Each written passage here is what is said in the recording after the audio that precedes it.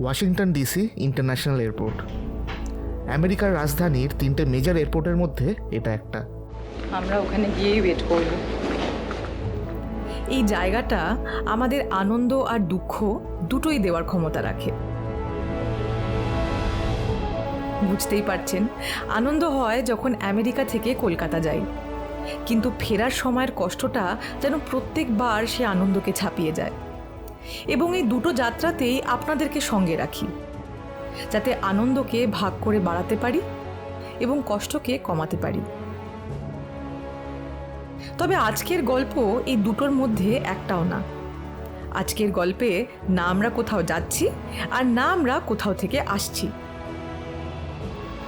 বলতে পারেন আজকের গল্পে আমাদের কলকাতার বাড়িকেই এখানে নিয়ে আসছি।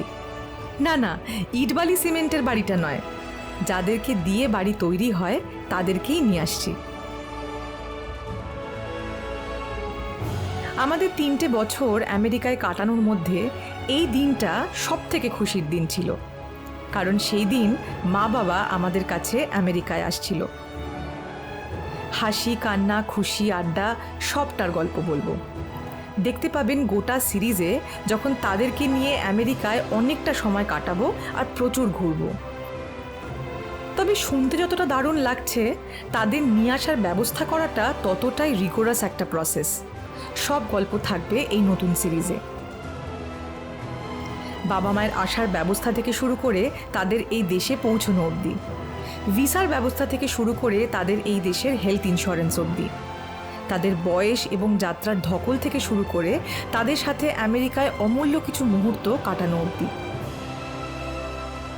সবটাই বলবো। গোটা অভিজ্ঞতাটাই রাখবো আপনাদের সামনে। চলুন তাহলে বাবা মায়ের সাথে আপনাদেরকেও নিয়ে আসি এই দেশে। শুরু করছি আমাদের আজ অবধি সব থেকে পছন্দের গল্প, বাবা মাকে আমেরিকায় নিয়ে আসার পর্ব। ভ্যাকি অ্যাডভেঞ্চার প্রেজেন্টস মা বাবা এলো আমেরিকায়, one of our most celebrated days in this country.